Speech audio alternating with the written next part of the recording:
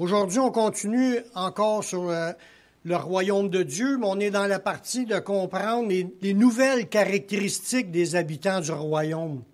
Comme j'ai dit la semaine passée, quand tu acceptes Jésus comme ton sauveur, tu as une nouvelle vie qui commence. Les choses anciennes, c'est passé, puis là, toute chose est devenue nouvelle. Mais tout ce qui est devenu nouveau, c'est pas visible, c'est pas tout visible à l'œil nu. Comme j'ai dit, on peut continuer à s'habiller comme qu'on était, avoir la même peignure puis le maquillage dans le visage comme d'habitude. On ne voit pas à l'extérieur vraiment ce qui s'est produit au moment de sa conversion. Tu peux être pareil physiquement le lendemain de ta conversion, mais spirituellement, il s'est passé quelque chose de surnaturel, de puissant, qui vient de la part de Dieu. Il y a des choses qu'on regarde tranquillement. On a vu que quelques-unes de ces nouvelles caractéristiques-là, c'est que premièrement, on a été pardonné, on a reçu le Saint-Esprit, on a été racheté, on est devenu enfant de Dieu. C'est pas n'importe quoi. On l'a tout expliqué la semaine passée. Aujourd'hui, on va voir une autre caractéristique que Dieu nous a donnée en Jésus. Quand que je dis qu'il nous l'a donné, c'est parce qu'on ne l'avait pas avant de venir à Jésus.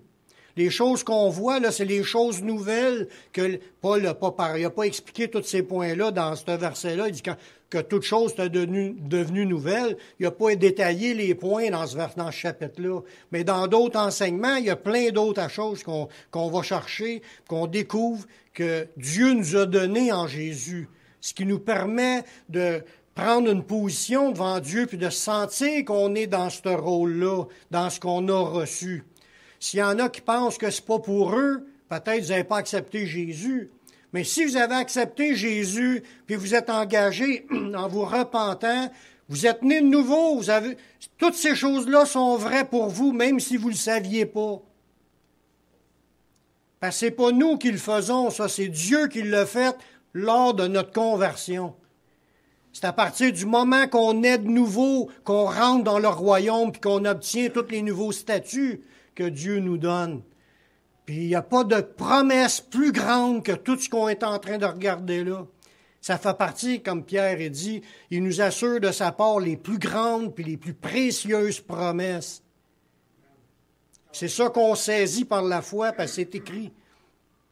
La seule qu'on va voir aujourd'hui, ce que Dieu nous a donné, puis que Dieu a donné à chacun qui l'a accepté, c'est la vie éternelle. Dans Jean 3,16, on le sait par cœur, ce passage-là, mais ce passage-là le dit clairement. Dieu il a tant aimé le monde qu'il a donné son Fils unique afin que quiconque croit en lui ne périsse point, mais qu'il ait la vie éternelle. Afin que quiconque croit en lui. Quiconque, là, ça veut dire n'importe qui. Tous ceux qui le veulent. Tous ceux qui se disent « J'aimerais ça, moi, être sauvé. J'aimerais ça avoir ma place dans le ciel. J'aimerais ça aller dans le paradis ou aller dans la vie éternelle. » On peut l'appeler comme qu'on veut, ce lieu-là. Mais ce lieu-là appartient à Dieu, puis Dieu a déjà tout fait son plan pour que quiconque veut rentrer là, puisse l'obtenir gratuitement. Tu as juste besoin de croire en Jésus puis t'engager envers lui. Tu te repens, tu changes de vie, tu veux le suivre. Si tu es dans cette attitude-là, tu lui demandes pardon, puis il va te pardonner, il va te donner le Saint-Esprit, puis toutes les autres positions te sont données gratuitement. C'est des cadeaux qu'il nous donne. Il n'était pas obligé de nous donner la vie éternelle.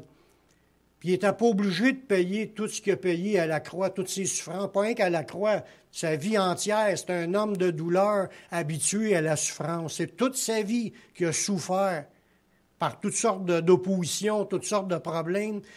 il a combattu le diable pas juste une fois. On voit ça dans la Bible une fois qu'il a résisté, mais c'est pas la seule fois qu'il a combattu le diable. Juste nous autres, combien de fois qu'on a combattu le diable?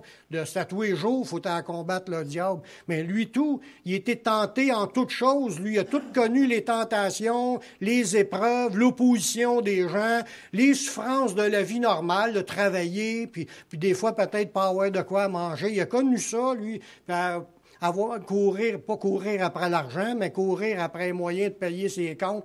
Il connaît tout ça, il était tentant toutes choses. Tous les sujets qu'on peut... Il a sûrement eu des maladies aussi, puis j'espère, parce que ça le dit dans le Isaïe 53, puis le mot, c'est souffrance, c'est maladie que ça veut dire. Il a souffert, il a eu de la difficulté dans sa vie, sans compter l'opposition qu'il a eue, puis toute la peine de son ministère, puis jusqu'à être obéissant jusqu'à la mort de la croix, qui était la pire mort qu'il y avait à cette époque-là, en tant qu'humiliation puis de souffrance. C'est des tortures, fouettés, battus, frappés, arrachés à la barbe, imaginez-les, toutes les souffrances sont toutes écrites un peu partout. Ils ont même pris la seule affaire qu'il y avait à lui, son linge. Ils ont partagé ses vêtements, puis ils ont tiré au sort sa tunique. Il n'y avait rien dans la vie, puis ils ont pris le petit peu qu'il y avait. Puis ils l'ont cloué sur le bois, puis jusqu'à mort sans suivre. Puis il est mort rapidement. Puis son sang était versé parce qu'il était l'agneau de Dieu qui est venu pour ôter le péché du monde. Fait que tout cela, ces souffrances-là, nous permettent aujourd'hui d'être bénis, d'être heureux, de se réjouir en espérance, de marcher dans la paix, dans la joie, dans la communion avec ce Dieu-là. Tout ça s'est rendu possible à cause du sacrifice de Jésus. Dieu a envoyé son Fils faire ce qui devait être fait pour que quiconque croit en lui ne périsse pas, mais qu'il ait la vie éternelle. La Bible nous dit que la vie n'arrête pas à notre mort. Il y a beaucoup de personnes que j'ai entendues quand on parle du Seigneur, que les gens, moi, quand je vais mourir, ça s'arrête là.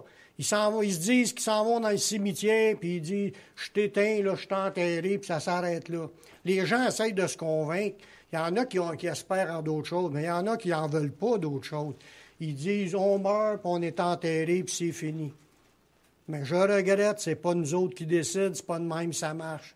La Bible dit qu'on va tous ressusciter. La Bible dit que la vie ne s'arrête pas à notre mort. Elle parle de résurrection après la mort. De ressusciter, c'est revenir à la vie. Alors, revenez dans notre corps, dans un corps, peut-être même si ce n'est pas 100% le même, on va sûrement se ressembler, mais on va être dans un corps, puis on va continuer à vivre la vie, mais une vie sans fin, qu'on ne mourra jamais. On peut lire les paroles de Jésus qui nous dit que tous vont ressusciter. Dans Jean 5, 28 et 29, ça nous dit « Ne vous étonnez pas de cela, car l'heure vient où tous ceux qui sont dans les sépulcres entendront sa voix et en sortiront. Tous ceux qui sont dans les sépulcres, tous ceux qui sont dans les tombeaux, tous ceux qui sont enterrés, tous ceux qui sont morts, vont entendre la voix de Jésus, puis vont ressusciter. Ça veut dire que ça ne dépend même pas de nous. Tout ça pour dire qu'il n'y a pas de fin de la vie. Là, on voit que Dieu, on va séparer deux idées. Continuer à vivre, c'est une chose, mais d'avoir la vie éternelle, c'est une autre chose. Dans le sens que Jésus, lui, il emploie cette idée-là. Puis là, Jésus continue au verset 29, il dit « Ceux qui auront fait le bien ressusciteront pour la vie, puis ceux qui ont fait le mal vont ressusciter pour le jugement. » On voit que tout le monde sur la terre va obtenir une continuité de vie dans un corps après la mort. Tout le monde. Mais c'est pas tout le monde qui va rentrer dans la vie éternelle. C'est pas que les gens ne vivent pas, c'est qu'ils ne seront pas dans la vie éternelle. Il y en a qui vont ressusciter pour être dans la vie éternelle, puis les autres vont ressusciter pour le jugement. Comme la Bible a dit dans l'Apocalypse, le grand trône blanc. Ça dit, je vis les morts, les grands et les petits qui se tenaient devant le trône. Puis des livres furent ouverts, puis il y a le livre de vie. Puis tous ceux qui ne sont pas inscrits dans le livre de vie sont jetés dans l'étang de feu. Ça, c'est un jugement terrible.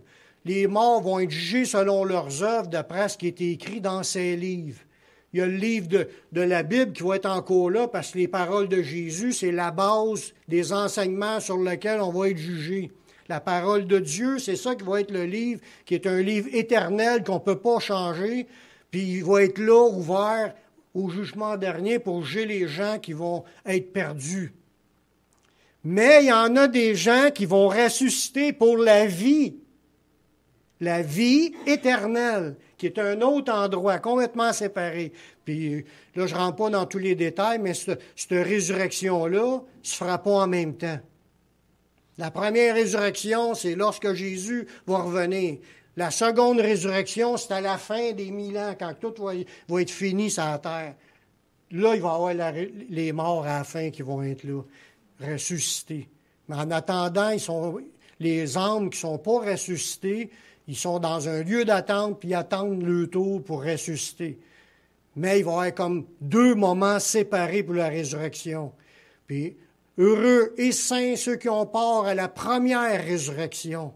La résurrection, c'est au retour de Jésus, quand il revient pour notre enlèvement. Les morts en Christ vont ressusciter, puis nous, les vivants qui seront restés, on sera tous ensemble enlevés avec eux sur des nuées à la rencontre du Seigneur dans les airs. Ça va se faire en un instant, en un clin d'œil, on va être changé. Notre corps corruptible va rester pourri là, puis notre corps va être changé à un corps qui ne meurt plus, un corps qui ne souffre plus, un corps incorruptible, qui ne meurt plus, qui n'y a pas de corruption dedans, ce corps-là. C'est un corps sain, c'est un corps de santé, de vie, mais le lieu où ce qu'on s'en va, c'est dans la présence du Seigneur pour l'éternité. Wow! Merci Seigneur. Amen. On a hâte d'y aller. Il y a des gens qui se disent, « Ouais, mais tout le monde va vivre après la mort, donc on a tous la vie éternelle. » Hein? Si tout le monde ressuscite, on a tous la vie éternelle. Oui, mais pas dans le sens biblique, du sens du mot « vie éternelle ». Il faut comprendre, comme la Bible enseigne, qu'il y a deux groupes de personnes sur la terre. Il y a les pardonnés, puis il y a les non pardonnés. S'il y a juste deux groupes, il n'y a pas trois groupes. Il y en a juste deux. Et ceux qui sont pardonnés par Dieu, je ne parle pas d'être pardonné par un homme, un pape, une religion, par des rituels. Ça ne pardonne pas, ça. C'est Dieu, il faut qu'il te pardonne tes péchés. Puis il a établi son plan d'être pardonné par Jésus. Puis il n'y a pas d'autre chemin que Jésus. Tu n'as pas le choix. Si tu veux être pardonné, il faut t'aller à Jésus. C'est lui que Dieu a envoyé comme sauveur du monde pour recevoir son pardon. Fait qu'il il y a deux groupes, les pardonnés puis les non pardonnés, c'est ceux qui ont refusé. Puis les non pardonnés ne pourront pas aller dans le ciel avec Jésus. Dans Jean 8, 21, Jésus leur dit encore, « Je m'en vais et vous me chercherez, et vous mourrez dans votre péché, puis vous ne pouvez pas venir où je vais. » Il est en train de dire à ceux qu'ils vont mourir dans leur péché, puis ils ne pourront pas aller où ce que Jésus sera. Jésus a dit, moi je m'en vais, puis vous allez me chercher, mais vous allez mourir dans vos péchés, puis vous ne pourrez pas venir où ce que je suis. Fait que quelqu'un qui meurt sans Jésus, quelqu'un qui meurt, il reste dans ses péchés. Puis ses péchés l'empêchent d'entrer dans la présence de Dieu. Ils ne pourront pas rentrer. C'est fini. C'est pour ça qu'il est important de mourir pardonné, afin d'aller à Jésus, puis de recevoir son pardon, son Saint-Esprit. Tu nais de nouveau, tu rentres déjà ici, présentement, tu rentres déjà dans le royaume de Dieu. Tu le vois, le royaume, puis tu t'es rentré dedans. en attendant qu'il nous emmène dans son royaume, qui est le royaume céleste, qui nous ressuscite. Pour cela, il faut ressusciter, parce que notre corps ne peut pas rentrer là. Et la chair et le sang ne peuvent hériter du royaume de Dieu. Il faut passer par la résurrection pour rentrer là. Pour ceux qui sont pardonnés, ils vont y aller. Jésus nous connaît. Amen. Ça, là, d'être dans nos péchés, il faut comprendre, c'est ce qu'on était avant. On était tous dans nos péchés avant qu'on connaisse Jésus.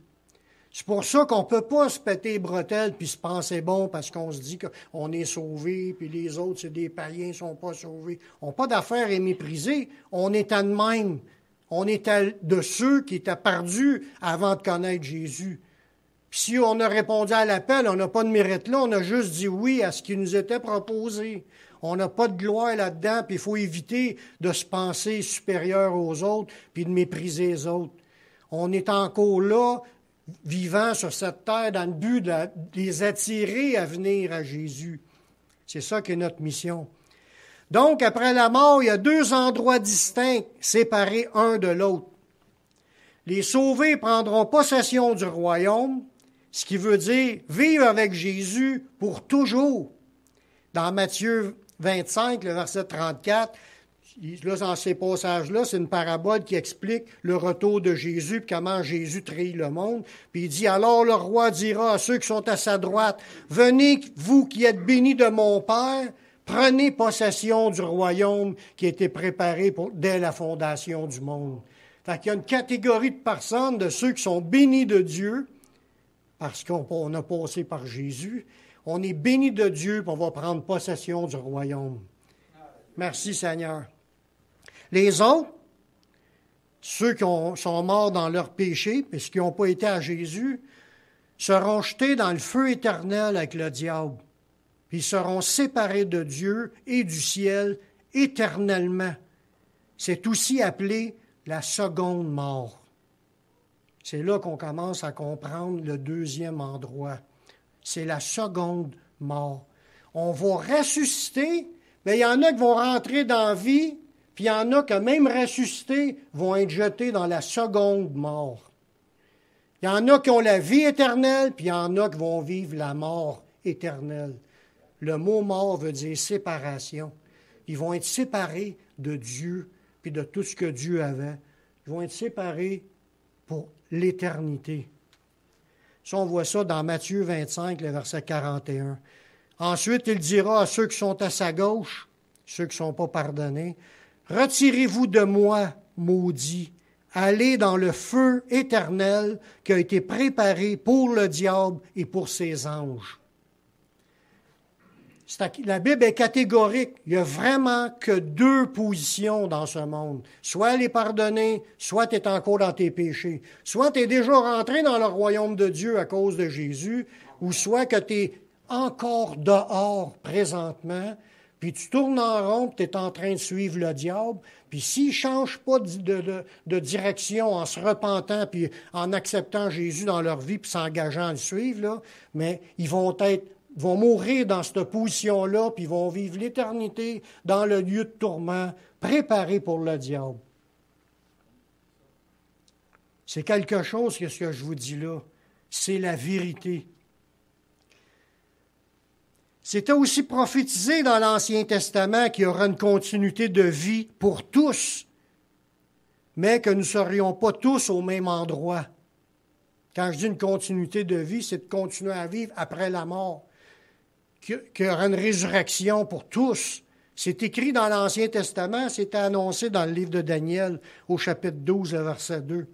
Ça dit, « Plusieurs de ceux qui dorment dans la poussière de la terre se réveilleront, les uns pour la vie éternelle, les autres pour l'opprobre, pour la honte éternelle. » L'opprobre et la honte, ça veut dire quasiment la même affaire. C'est premièrement, de réaliser qu'ils ont manqué le coup, dans un sens. Ils ont manqué les occasions parce qu'ils ont entendu parler de Jésus, puis ils l'ont rejeté, puis ils vont s'apercevoir, rendu de l'autre bord, que c'est Jésus qui a été établi le chef et le juge. C'est lui Jésus qui va les rejeter, puis il va les jeter dans les temps de feu. Puis les gens qui vont réaliser qu'ils ont rejeté Jésus. Là, aujourd'hui, c'est bien comique, ils rient de Jésus. Mais qu'on arrive l'autre bord, ils riront plus. Quand ils vont voir le Seigneur, puis ils vont voir sa gloire, le soleil comme son visage comme le soleil dans sa force, ils ne pourront même pas le regarder. Puis ils vont avoir la honte, l'opprobre d'avoir racheté Dieu. Puis qu'ils vont être rachetés eux-mêmes éternellement parce qu'ils sont morts dans leur péché, ils ne peuvent pas entrer dans la présence du Dieu saint. Il fallait qu'ils passent par le lavage avant de rentrer, puis c'est en Jésus qu'on l'obtient. Les promesses de Dieu sont sérieuses. Jésus a dit dans Jean 3, 36, « Celui qui croit au Fils a la vie éternelle. Celui qui ne croit pas au Fils ne verra point la vie, mais la colère de Dieu demeure sur lui. » Non seulement qu'ils sont dans leur péché, ils n'ont aucunement ce que Dieu a préparé, mais en plus, la colère de Dieu est encore sur eux sans arrêt.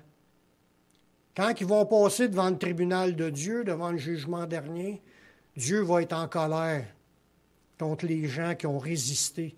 C'est comme les paraboles qu'on voit dans la Bible. Il parle d'une parabole qui parle que Dieu avait établi une vigne là, avec des vignerons, tout ça. Il avait établi des gens là, puis au temps de la récolte, il envoie ses serviteurs, puis les gens, ils battent ses serviteurs. Après ça, après les avoir battus puis tués, il envoie son fils, puis là, ils ont dit, voici l'héritier, tuons-le et emparons-nous de l'héritage. Ils ont tué Jésus. Pensez-vous que le Père y est de bonne humeur? Dieu est en colère, mais il se retient. Des fois, il en laisse échapper des petites affaires là, pour corriger, pour essayer de faire des effets spéciaux, mais il se retient. Il y a un jour préparé pour la colère de Dieu lorsque Jésus reviendra. Il vient pour nous enlever, mais il vient aussi pour laisser tomber la colère de Dieu sur l'humanité. C'est ce que ça dit dans d'autres versets. Fait qu'il y a ceux qui croient au Fils, ils ont la vie éternelle. Ceux qui ne croient pas au Fils ne verront point la vie. Mais la colère de Dieu demeure sur eux. Le fait d'aller à Jésus pour le pardon, nous obtenons la vie éternelle. C'est pas rien. Dans 1 Jean 5, 11 à 13, ça dit, « Et voici ce témoignage, c'est que Dieu nous a donné la vie éternelle et que cette vie est dans son Fils. Celui qui a le Fils a la vie. Celui qui n'a pas le Fils de Dieu n'a pas la vie. Je vous ai écrit ces choses afin que vous sachiez que vous avez la vie éternelle, vous qui croyez au nom du Fils de Dieu. » C'est quelque chose, c'est une caractéristique, c'est un cadeau que Dieu nous a donné. Vous avez la vie éternelle, vous qui croyez au Fils de Dieu. Gardez la foi en Jésus. Laissez-vous pas voler. Oups. J'ai laissé ma feuille sans voler. On va voir une autre caractéristique des gens nés de nouveau. Ça, c'est parce que les mots sont pesants.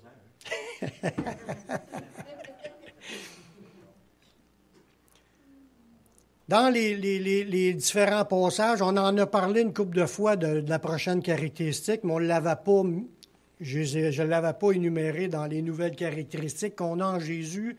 Comme je vous ai dit tantôt, quand je dis que c'est des nouvelles caractéristiques, c'était des choses qu'on n'avait pas, mais qu'on a obtenues au moment qu'on a accepté Jésus en se repentant, puis qu'on est de nouveau. Toutes les caractéristiques de Dieu nous sont données. Celle qu'on va voir aujourd'hui, c'est que nous sommes devenus héritiers du royaume de Dieu. Quand on parle d'héritier, on parle de quelqu'un qui hérite. T'hérites quoi? T'hérites un héritage. Puis un héritage, c'est dû à quoi? Mais dans le monde d'aujourd'hui, un héritage, t'as ça quand tes parents meurent. Tes parents sont morts, puis là, il a fait une lettre, là, puis il décrit tous les biens qu'il distribue à ses enfants. C'est ça, un héritage. C'est quelque chose que tu obtiens à la mort du propriétaire de ces biens-là, quand il a décidé de te donner. Puis il dit quoi qu'il te donne, puis comment tu... Puis des fois, il y a des conditions dans les héritages dans le monde. Mais avec Dieu, c'est la même affaire. Quand on est venu à Jésus, on est devenu des héritiers. Dieu, il avait de quoi à nous donner, là. On est en train de regarder déjà plein de choses qu'il nous a données, mais ce qu'on va voir aujourd'hui, c'est d'autres choses de plus qu'il va nous donner quand on va rentrer dans la vie éternelle. Certaines des choses, parce que je ne peux pas tout faire dans une shot, tout ce que Dieu dit dans la Bible, sinon... Le premier point qu'on va regarder, c'est dans cette idée-là, dans Matthieu 25, le verset 34, ça dit « Alors le roi dira à ceux qui sont à sa droite, « Venez, vous qui êtes bénis de mon Père, ça je l'ai lu tantôt, prenez possession du royaume qui vous a été préparé dès la fondation du monde. » Là, je vous le dis comme étant comme un bien, un acquis que Dieu va nous donner. Quand tu prends possession d'un royaume, c'est que tu es sûr d'avoir quelque part un petit coin de terrain à toi dans ce royaume-là, une place pour rester. On va avoir de quoi où ce que Dieu nous prépare, puis je pense qu'il va y avoir différentes affaires différentes pour chaque personne. Chacun va obtenir de Dieu dans son héritage des choses différentes. Puis il y a des conditions là-dedans pour obtenir ce qu'on va obtenir. Il va y avoir des différences, comme qu'on le voit dans une des paraboles. Il avait donné 5 talents à un, 2 à l'autre, 1 à l'autre. Celui qui en avait 5 était rendu à 10, l'autre en avait 2, il était rendu à 4, celui qui en avait 1, il l'a enterré. À la fin, quand le juge, le maître est arrivé, celui qui en avait 10, il a reçu le gouvernement de 10 villes. L'autre, il était rendu à 4, il a reçu le gouvernement de 4 villes. Puis l'autre qui n'avait pas, il n'avait rien parce qu'il l'avait enterré, ça lui est enlevé. C'était donné à celui qui n'avait 10, puis il était rendu à 11. Puis Dieu va donner à ceux qui sont dans l'abondance, qui sont encore plus dans l'abondance. Là, on parle de choses à obtenir après notre résurrection. On ne parle pas juste de la vie éternelle. On parle de ce qu'on va recevoir pendant notre vie éternelle. Des trésors que Dieu va nous donner.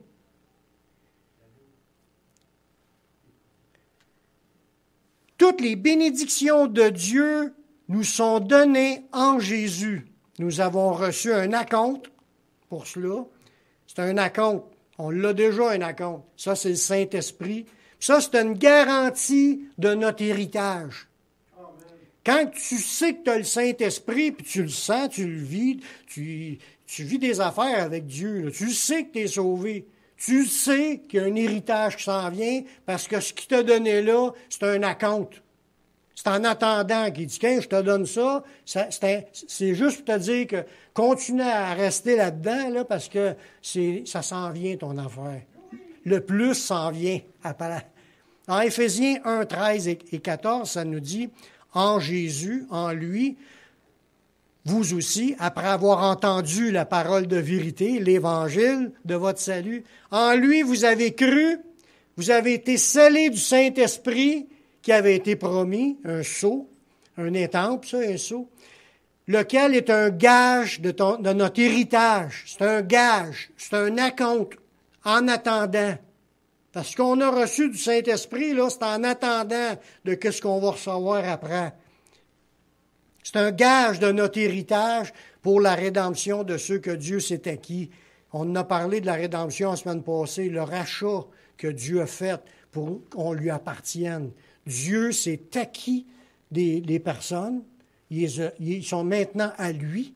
Il nous a rachetés en payant le prix de notre rançon, puis maintenant on lui appartient. Dieu s'est acquis des gens, puis on lui appartient, puis ces gens-là, il nous a donné un acompte, c'est le Saint-Esprit, en attendant ce qui s'en vient après.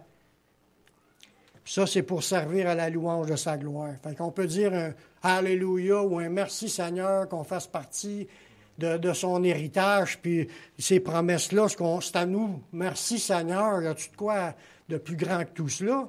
Même si vous auriez eu une augmentation de salaire sur votre paye à votre job, le double de votre salaire, c'est rien comparé à ce que Dieu nous a donné puis ce qu'on va avoir dans la suite. La Bible parle de différentes couronnes qui vont être données aux vainqueurs. On va voir rapidement trois couronnes. La première couronne, c'est la couronne de vie. Quand on parle de couronne, c'est pour couronner des vainqueurs. Quand il y a des Olympiques, là il y a un stade là, avec trois le médaille d'or, médaille d'argent, médaille de bronze. Là. C'est des couronnes. Ils donnent aux vainqueurs la médaille d'or, c'est une couronne. Mais au moment qu'on arrive l'autre bord, on va avoir des couronnes différentes. Tu peux en avoir plus qu'une, mais il y en nomme trois là, tout de suite dans le Nouveau Testament, mais il va sûrement en avoir d'autres. Puis en plus, les paroles encourageantes que Dieu va dire, parce que quand il va nous accueillir, il va nous dire « Viens, bon et fidèle serviteur ». Ça va faire du bien entendre ça. On vit tout le temps dans la crainte, puis on a de la misère. On a besoin de se faire encourager comme cela, mais Dieu il va nous le dire, parce que c'est écrit. Mais une des couronnes, c'est la couronne de vie, dans Jacques 1,12. Ça dit « Heureux l'homme qui supporte patiemment la tentation, car après avoir été éprouvé, il recevra la couronne de vie que le Seigneur a promise à ceux qui l'aiment. » Êtes-vous des gens qui aiment le Seigneur? Mais il dit qu'il a promis ça à ceux qui l'aiment. Mais il y a une condition. Heureux l'homme qui supporte patiemment la tentation, car après avoir été éprouvé, il recevra la couronne de vie. Ce qu'on vit ici, les épreuves, les souffrances, les efforts, les difficultés, les problèmes, tout ce que tu peux imaginer qu'on vit qui nous rend la vie difficile. Quand je parle de vie, je parle de la vie chrétienne.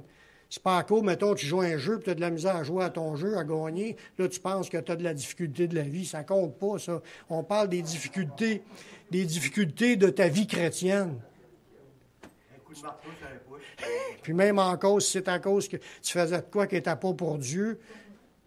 Mais si tu le fais pour Dieu, quelque chose pour Dieu, puis tu as de la difficulté, c'est des épreuves. Le diable, là, Michel en a parlé un peu tantôt, continuellement, il essaie de nous enfarger par des paroles, des idées dans notre tête. On entend quelque chose de quelqu'un, puis là, on est tout reviré à l'envers, puis on est prêt à tout lâcher. C'est pas de Dieu. Ça, c'est pas de gagner la victoire de l'épreuve, c'est on tombe dans les épreuves. Dieu veut nous amener à un niveau où on va être capable de passer à travers les épreuves, puis rester debout après avoir tout surmonté.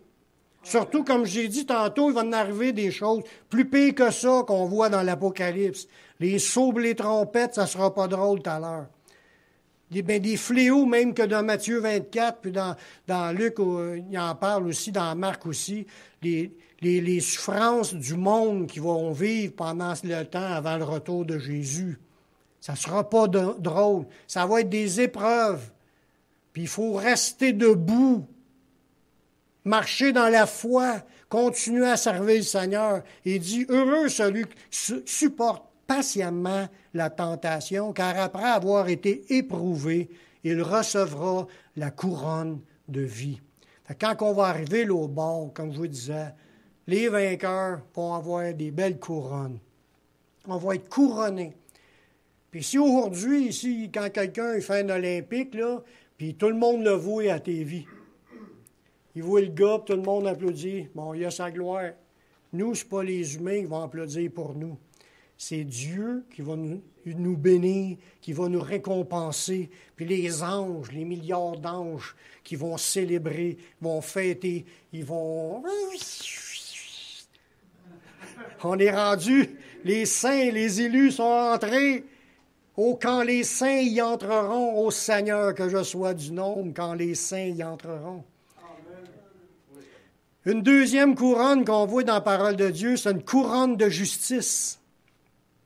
Dans 2 Timothée 4,8, Paul, il dit qu'il avait supporté les fardeaux, puis les combats, puis tout ça, puis il remportait les victoires dans sa vie. Puis ça dit, désormais, la couronne de justice m'est réservée, Le Seigneur, Jésus lui-même, le juste juge, me la donnera en ce jour-là, et non seulement à moi, mais encore à tous ceux qui auront aimé son avènement. Êtes-vous de ceux qui ont hâte que Jésus revienne? Vous aimez son avènement? Ben, il dit, il y a une couronne. Persévérez, attendez patiemment son retour. Parce qu'on aime le Seigneur, et on a hâte qu'il revienne nous chercher. Puis si tu persévères dans cela, tu vas faire partie des enlevés. Merci Seigneur. Il dit, tu vas recevoir une couronne de justice. Un autre point qui nous parle d'une couronne de gloire. Ça parle aux ouvriers quand ils travaillent dans l'œuvre, puis qui sont fidèles, puis tout ça. Si tu es un ouvrier du Seigneur, le Seigneur, il va te bénir avec une couronne de gloire. Ça dit, et lorsque le souverain pasteur paraîtra, vous obtiendrez la couronne incorruptible de la gloire. Wow! Nous autres, on ne connaît pas ça parce qu'on n'a jamais participé à des Olympiades à quelque part pour se sentir gagnant dans quelque chose. Le petit feeling que ça peut donner de se ramasser sur le podium puis peut-être être le premier de la gang. Mais la Bible nous en parle. Puis si elle nous dit ça, c'est pour nous exciter, pour nous donner une vision. Même Jésus, là, quand il était dans ses souffrances, dans Hébreu, ça dit que le Seigneur regardait la joie qui lui était réservée. Il a accepté de vivre ça ici en pensant à ce qui s'en vient après. Ça devrait être quelque chose qui nous motive. Il y a un trésor qui m'attend dans les cieux. Là, on parle des couronnes, mais on va parler aussi du trésor. Dans notre héritage, nous obtiendrons aussi des récompenses pour notre travail pour Dieu. Dans Matthieu 6, le verset 19 et 20, ça dit « Ne vous amassez pas des trésors sur la terre. » On parle de trésors, là. Où la teigne et la rouille détruisent pour ce que les voleurs percent et dérobent. Mais amassez-vous des trésors dans le ciel, où la teigne et la rouille ne détruisent point, puis où ce que les voleurs ne percent ni ne dérobent. Il y a des... Je ne sais pas si vous le saviez, mais là, je vous le dis, mais qu'on arrive l'autre bord, on va recevoir des trésors éternels. Des trésors qui ne rouillent pas. Puis en plus, l'autre bord, il n'y a pas de voleur. Ce que Dieu va te donner comme trésor, mais que tu arrives l'autre bord, tu vas le garder, ça va être tatoué pour l'éternité. Mais là-dedans, il y a encore une condition. Amasse-toi-en, qui dit. Amasse-toi pas celle de la terre, amasse-toi les trésors du ciel. On est présentement, quand tu es déjà sauvé, je parle, tu es en train déjà de te ramasser des trésors pour l'autre bord. Reste assis sur une chaise toute ta vie, là, tu vas arriver l'autre bord à zéro. Tu vas être sur le bien-être social rendu l'autre bord. Puis c'est pas des farces. Il y en a qui vont être sauvés comme au travers du feu, que la Bible dit. Ils vont toutes par deux récompenses. Parce qu'ils n'ont pas travaillé pour les choses d'en haut. Ils ont travaillé que pour les celles de la terre. Le temps que tu passes pour servir le Seigneur, tu es en train de te ramasser un trésor dans les cieux. Il y a une autre place, il dit, vends ce que tu as, donne-le aux pauvres, tu vas avoir un trésor dans le ciel. On veut-tu un trésor ou on veut être sur le bien-être, l'autre bord? Ça fait partie de l'héritage qu'il veut nous donner. Y a-t-il un amen de temps en temps? C'est ça qui nous attend. Servez le Seigneur au maximum. Essayez au moins de servir à tous les jours, faire de quoi pour l'œuvre de Dieu, pour vous ramasser quelque chose, pour arriver l'autre bord. Qu'est-ce que tu as fait pendant ma vie? Ah, ben moi, on ne saura pas quoi dire. Il dit, j'ai mis des œuvres devant vous afin que vous les pratiquiez. Ils sont toutes déjà préparées. Il y en a pour moi, il y en a pour chacun de vous. Mais il faut être là, en train de servir. C'est là que tu t'en ramasses. Ton héritage va être plus grand ou elle va être quasiment rien. Ça dépend de ce que tu as fait. Puis si vous dites, ben moi, je ne le vois pas, demandez à Dieu, demandez à Jésus, il va vous le montrer, ce qu'il veut que vous fassiez. Dieu, il est construit avec les matériaux qu'on lui envoie. C'est ça. Dans le ciel, il est en train de nous bâtir une belle bâtisse, là, mais il utilise les matériaux qu'on y envoie. Si on en a envoyé juste pour avoir la grosseur d'une niche, on va avoir juste une niche.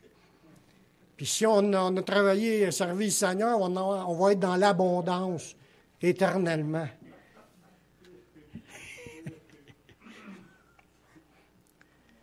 Notre héritage est un héritage éternel qui ne peut se détruire. Il demeurera éternellement, cet héritage-là. Ça ne s'usera pas. Dans le verset, dans 1 Pierre 1,4, ça nous dit, c'est pour un héritage qui ne peut ni se corrompre, ni se souiller, ni flétrir, lequel nous est réservé dans les cieux. Alléluia. L'héritage est pour les vainqueurs. Les autres seront perdus à tout jamais. Puis il y en a qui vont avoir un peu de récompense. Mais entre le tri, là, entre ceux qui vont avoir de quoi puis ceux qui n'auront pas, comme j'ai dit tout à l'heure, il y a juste 2 groupes de personnes. Il y en a qui vont avoir, l'autre bord, dans la vie éternelle, leur place, puis il y en a d'autres que non. Apocalypse 21, 7, 8, ça dit « Celui qui vaincra héritera ces choses. » Il y a une victoire à aller chercher. Ça veut dire qu'il ne faut pas lâcher en cours de route. Celui qui vaincra héritera ces choses. Je serai son Dieu, puis il sera mon fils. Puis là, il nomme un paquet de catégories de gens. Mais les lâches, les incrédules, les abominables, les meurtriers, les impudiques, les idolâtres, et tous les menteurs, leur part sera dans l'étang ardent de feu et de soufre, ce qui est la seconde mort. Soit tu es dans la vie éternelle, ou soit tu es dans la seconde mort. On ne veut pas aller là, ça c'est garanti. Persévérons en Jésus, obéissons au Seigneur. Les promesses sont pour ceux qui sont prêts à aller jusqu'à la mort pour Jésus et son royaume. Dans Romains 8, 17, ça dit « Or, si nous sommes enfants, nous sommes aussi héritiers. » Si tu es un enfant de Dieu, on l'a vu, quand tu reçois Jésus, ça donne le pouvoir de devenir enfant de Dieu. Mais si tu es un enfant, tu es aussi un héritier. Tu es enfant de Dieu, donc tu es un prince, puis tu as un héritage du roi qui nous attend. Héritier de Dieu et co-héritier de Christ. Si, là, il y a encore une condition. Il parle à des chrétiens. Toutefois, nous souffrons avec lui afin d'être glorifiés avec lui. Il y a une persévérance dans la foi, à aller jusqu'au bout, à aimer Jésus, à rester accroché à lui, à ne pas lâcher, à se soumettre, à le servir. Il dit, marche dans ce chemin-là, tu souffres avec Jésus, tu vas être glorifié avec Jésus. Un dernier verset. Pour ceux qui garderont les œuvres de Dieu jusqu'à la fin, nous recevrons la royauté avec Dieu comme héritage. Dans Apocalypse 2, verset 26, ça dit « À celui qui vaincra et qui gardera jusqu'à la fin mes œuvres, je donnerai autorité sur les nations. » Dans notre héritage, Dieu veut faire de nous des rois et des seigneurs pour régner dans la nouvelle place que Dieu va avoir faite pour nous. Voulons-nous participer à tout ce que Dieu a préparé? Voulons-nous devenir riches spirituellement parlant?